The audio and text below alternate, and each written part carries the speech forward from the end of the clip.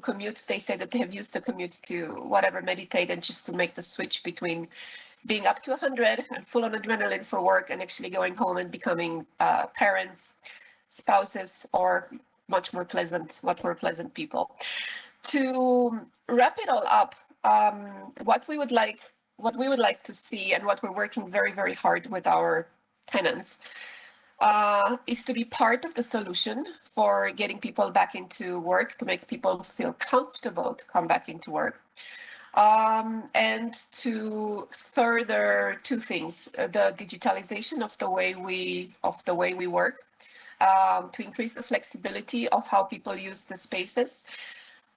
There's a myriad of apps. Some of the companies have developed them themselves, of desk allocation, office space allocation. And the second one is, of course, promoting again the green values. We have forgotten a little bit how to recycle. I see every single lunch is being ordered in plastic, and there's very little we can do about that. And I think that we would like very, very much to be part of the solution to improve that situation.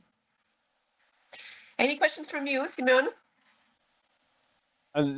I really think you covered everything that, it's a vast topic after all, but you've covered so much of the grounds, and thank you so much for being part of the first Diversity and Inclusion Forum. I think it's the same with you. We are cautiously optimistic about the future of the office, but the office is here to stay, and we definitely need it as a space just to... We are not just cautiously optimistic, we are full-on business optimistic. We're in process of actually developing another office building, the new headquarters of Raiffeisen Bank. So we do put our money where our mouth is when it comes to optimism. And we'll continue to develop offices in Bulgaria. I would like to very, very much thank the previous speakers. It was very interesting for me to get the insights, particularly from an HR perspective, of the challenges that employers face. Thank you very much, everyone. Thank you so much. Enjoy your day. Thank you. We're going to continue to our final speaker of the day, Diana Kajic, SD representative of Virgin Pulse. Diana, I hope you can hear us. Yes, I can hear you. Can you hear me too? Yes, we can hear you. And I know that you'll be sharing slides with us today. So in the meantime, you can use it to use the share screen option of the WebEx so that we can see your slides. As I mentioned, you're representative of Virgin Pulse, and as Sir Richard Branson himself said, we need to take care of our employees because in turn, they are taking care of our business. So you're gonna be wrapping up and closing the first day of the DNI office with your experience in the field, and we are really looking forward to hearing what you have to say. Thank you so much. But hey, this is the most phrased question of this last year. Do you see my screen? Yes, we do. Is it the presentation screen also? Yes, yes. Thank you. Thank you so much for introducing me. Yes, a little introduction myself as well. Obviously, my name is Diana Kajic, and I'm here in front of Virgin Pulse, but also together with the Wellness Masters Hub, who is the official partner of Virgin Pulse in Bulgaria since recently. Very proud to say that I've been here for 1.5 years with Virgin Pulse, taking care of people throughout the Central and Eastern Europe, but also Benelux. A little introduction of myself. I'm a huge mix of everything. I used to work in procurement, was director of procurement for a chemical company, also key account manager for Procter & Gamble in the past, lived in the Netherlands, lived in Serbia, right now residing in Bosnia and Herzegovina. Why do I say all of that? Is because all of it together has led me towards Virgin Pulse.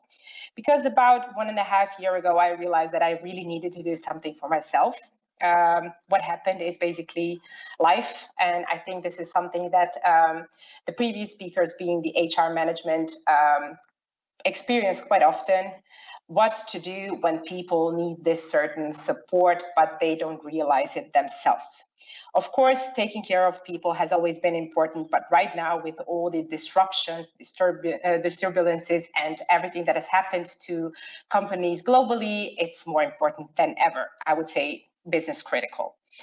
Basically, to just introduce Virgin Pulse as a company a little bit. It has been founded more than 17 years ago, as you introduced, Simon, as well, by Sir Richard Branson. And the reason for the creation of the company was that he actually took a look at not only his company, but his competitors, his partners, and he realized that people were not well taken care of. It was showing in business results, business performance, and of course, top talent leaving the company, quite a lot of difficulty retaining the talent, etc.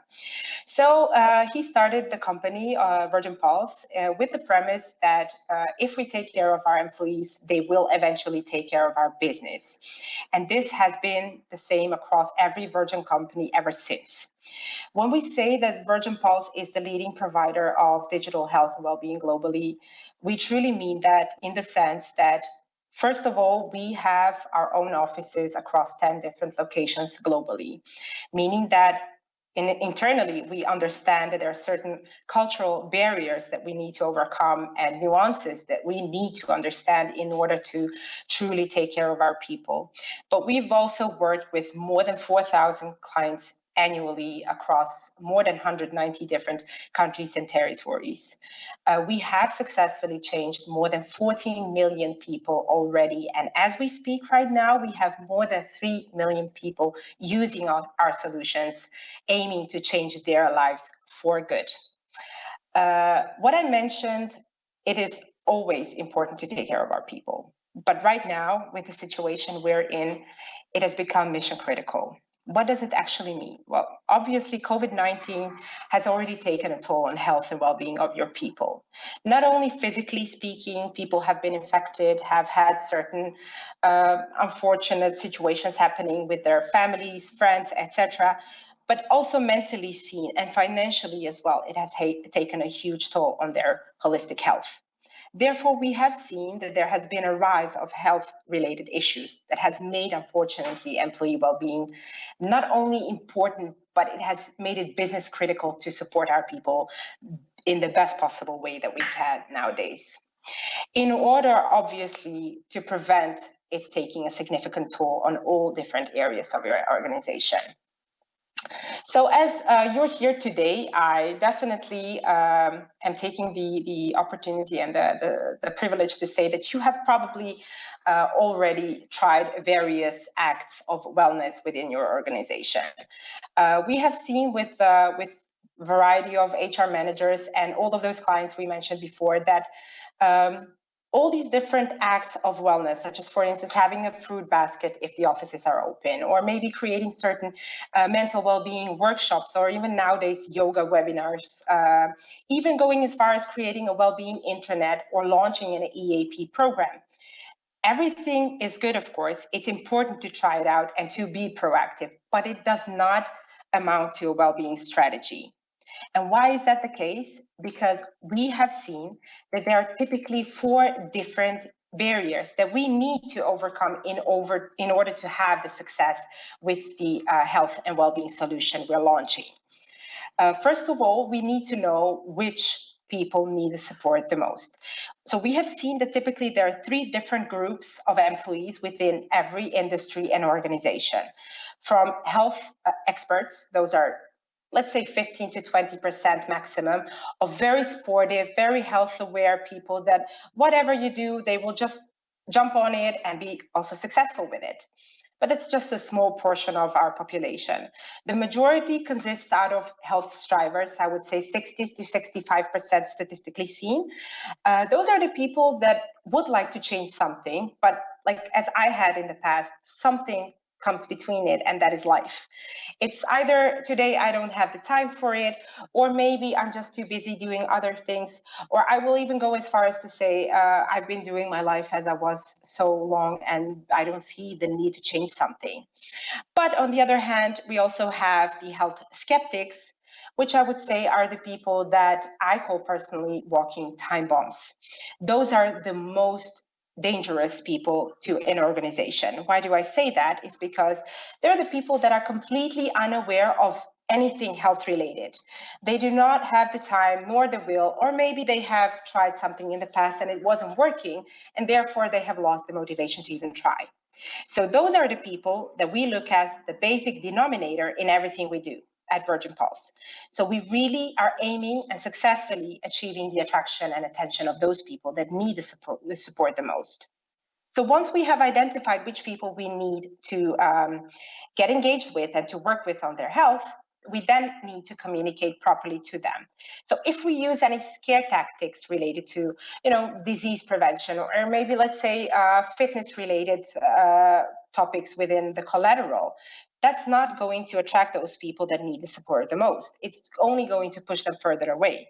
So we speak a language that truly speaks towards those people that need the support the most. So once we have dealt with the first two barriers, attracting the right people and communicating properly to them, we then have the responsibility to keep them engaged long enough so that we truly achieve those changed behaviors. So there is a science that says that we need at least 60 days of repetitive behavior in order to adopt the new behavior. So that's what we do by the sustained engagement part. And eventually, for the HR management, I would say this is the most important and difficult one to achieve, is how to show and to prove to our management that what we're doing is actually working. That's where the value and investment part comes into the play. We have the full supporting. We have our own science advisory board, data and analytics that works together with the client in order to prove that what we're doing is actually working. So now that we have covered all of this, what does actually an effective well-being solution look like? So it's definitely not going to be providing those disconnected and ineffective well-being pairs, which we have seen 2 slides before. Instead of that, we need to provide a deeply personal and relevant health and well-being solution that is going to speak on an individual and group level to your employees. Furthermore, it's not going to be any unengaging communications platform that is only there in place to show that you have goodwill towards your employees. Instead, it needs to be an irresistible employee experience that is going to bring your employees back to it on a daily basis to achieve those change behaviors, one step at a time, every single day. Furthermore, it's also not going to be a singular focus on physical well-being. So if you want to launch only a steps activity like the steps challenge, of course, it's going to support the physical improvement of your employees. But instead of only focusing on that, we want to achieve those sustainable engagement change behaviors. And we do that by having a holistic focus on all interconnected areas of health. So physical well-being, financial well-being, mental, but also social well-being, which is nowadays very important, but also difficult to achieve. And finally, we will not achieve this effective well-being strategy with a one-size-fits-all rigid solution. Instead, what you need is a future-proofed partnership that will evolve with you. So you need a solution that will be adaptable and adjustable on a personal, but also on a group level. So at Virgin Pulse, we have those solutions that work and provide the results. What I mentioned already, we have been here in this business as best in class for more than 17 years.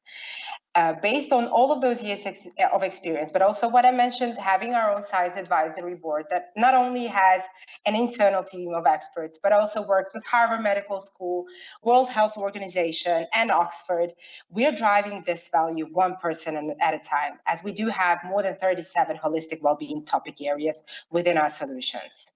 Therefore, the results are also there.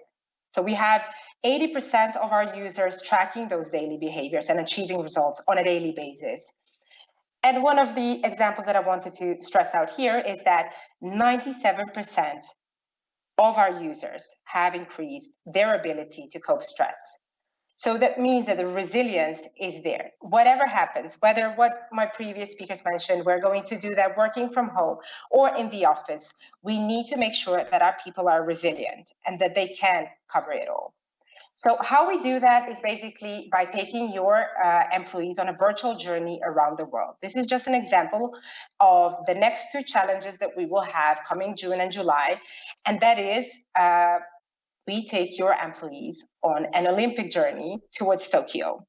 This is an activity challenge that is the core of our VP Go program, where we are going to work with our teams in order to become the best versions of ourselves on a daily basis, as we're uncovering various locations on a map interface that will make it even more fun for us to achieve that.